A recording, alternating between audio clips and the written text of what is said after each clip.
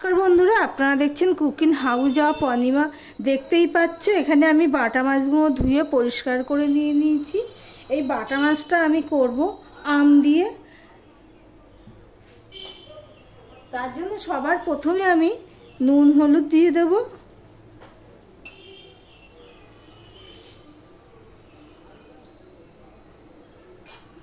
দেখো এর মধ্যে আমি নিয়ে নিয়েছি পেঁয়াজ কুচানো, আর নিয়ে নিয়েছি রসুন 3-4 কোয়া, আর 4টে কাঁচা লঙ্কাকে চিড়ে নিয়েছি।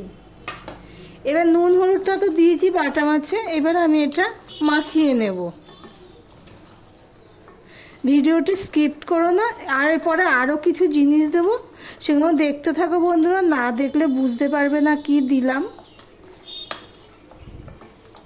দেখো সম্পূর্ণটা তোমাদের সাথে কথা বলতে বলতে মাখানো হয়ে গেছে। এবার আমি 10 মিনিটের জন্য এটা রেস্ট রেখে দেব। এদিকে দেখো একটা কড়াই বসিয়ে দিয়েছি, কড়াইটা কিন্তু ভালো করে গরম করে নিয়েছি। এবার দিয়ে দিচ্ছি সর্ষের তেল।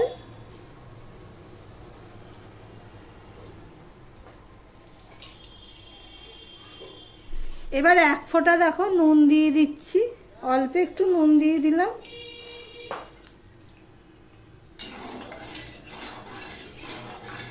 কড়াইয়ের গায়ে তেলটা ভালো করে লাগিয়ে নিলাম। গ্যাসের ফ্লেমটা কিন্তু পুরো বড় করেই দেওয়া রয়েছে। এবার গ্যাসের ফ্লেমটা মিডিয়ামে করে দিলাম, দিয়ে এবারে মাছগুলো আমি ভেজে নেব।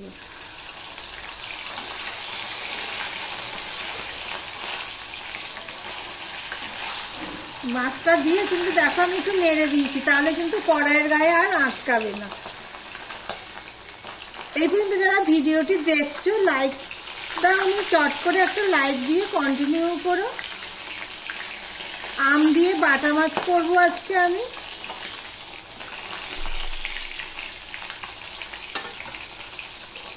আরও একটা মাছ আমি দিয়ে দিলাম, আমি 2টো করে মাছ দিয়েই ভাজবো। দেখতে থাকো বন্ধুরা। দেখো বন্ধুরা মাছগুলো সব আমার ভাজা হয়ে যাচ্ছে। আমি 2টো করে ভেজে নিয়েছি, আর মাছের মধ্যে যা তেল আছে ওই তেলেই আমার মাছের তরকারিটা বসিয়ে ফেলতে পারবো। এই দেখো বন্ধুরা মাছগুলো আমি ঠিক এইভাবে ভেজে নিয়েছি। এবার দিয়ে দিচ্ছি কালো জিরে,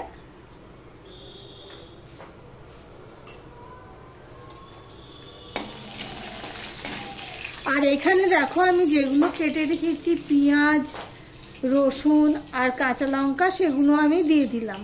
কালো জিরের সাথে পেঁয়াজ রসুন কাঁচা লঙ্কার ফোড়নের একটা সুন্দর গন্ধ লাগে।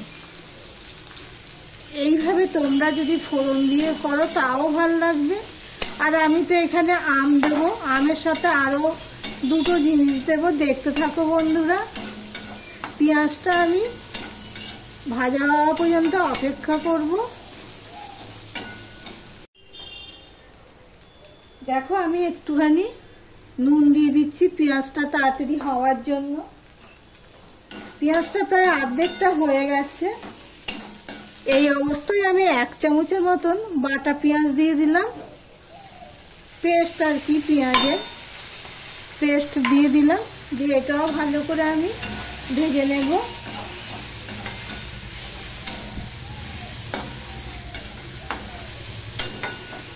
দেখো পেঁয়াজটা ভাজা হয়ে গেছে। এবার আমি মশলা অ্যাড করব। এখানে আমি 1/2 চামচের মতো লঙ্কার গুঁড়ো দিয়ে দিলাম, 1/2 চামচ আমি হলুদের গুঁড়ো দিয়ে দিলাম, 1 চামচ আমি ধনের গুঁড়ো দিয়ে দিলাম, আর 1/2 চামচেরও 1/2 চামচ আমি জিরের গুঁড়ো দিয়ে দিলাম।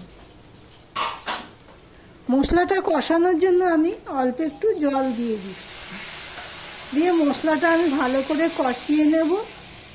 আমার ভিডিওটি যদি ভালো লেগে থাকে প্লিজ লাইক কমেন্ট শেয়ার করে দিও। যারা নতুন বন্ধু ভিডিওটি দেখছো এখনো পর্যন্ত সাবস্ক্রাইব করোনি, তাদেরকে বলবো সাবস্ক্রাইব করে পাশে থাকার জন্য। দেখো মশলার সাথে জলের সাথে সমস্ত মশলার সাথে কিন্তু ভালো করে মিশিয়ে নিয়েছি তোমাদের সাথে কথা বলতে বলতে। এবার সমানে নাড়তে থাকবো মশলাটা যতক্ষণ না কষানো হয়েছে। বন্ধুরা এবার এই দেখো তেল ছাড়তে শুরু করেছে, দেখতেই পাচ্ছ। এই অবস্থায় আমি তার মানে বুঝতেই পারলাম যে মশলাটা ভালো করে কষানো হয়ে গেছে। এবার দিয়ে দিচ্ছি জল।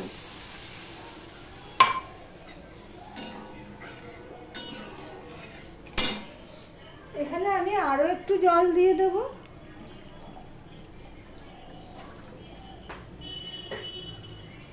এবার ঝোলটা ফুটে ওঠা পর্যন্ত আমি অপেক্ষা করব, দেখতে থাকো বন্ধুরা।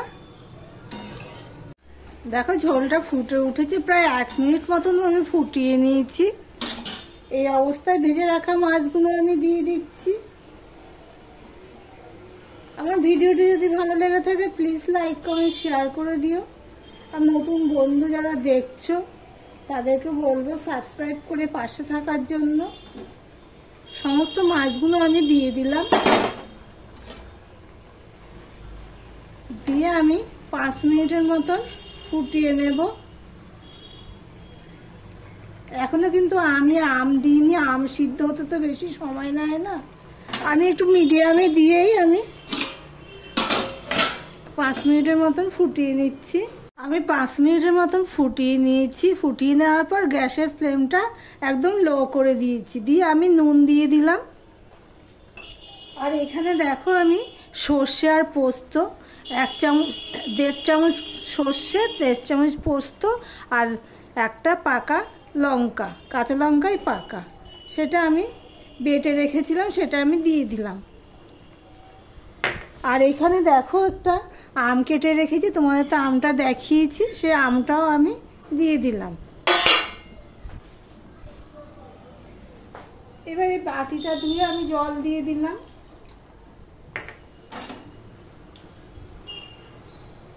বাটা মাছের টক আম দিয়ে সর্ষে পোস্ত দিয়ে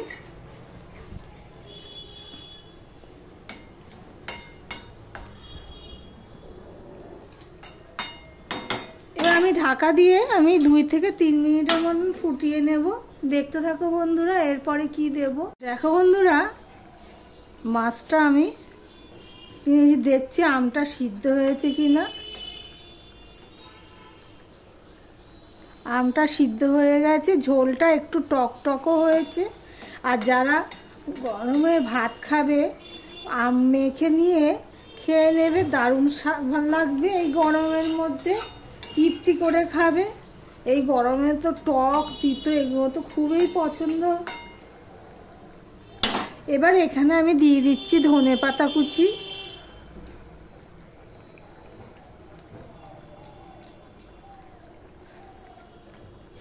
এই পর্যন্ত যারা ভিডিওটি দেখছো তাদেরকে অসংখ্য অসংখ্য ধন্যবাদ, এতক্ষণ পর্যন্ত আমার ভিডিওর পিছনে সময় দেওয়ার জন্য। দেখো বন্ধুরা, আমি কিন্তু গ্যাসটা অফ করিনি, আমি এইভাবে ধনেপাতা দিয়ে এবার ঢাকা দিয়ে দিলাম।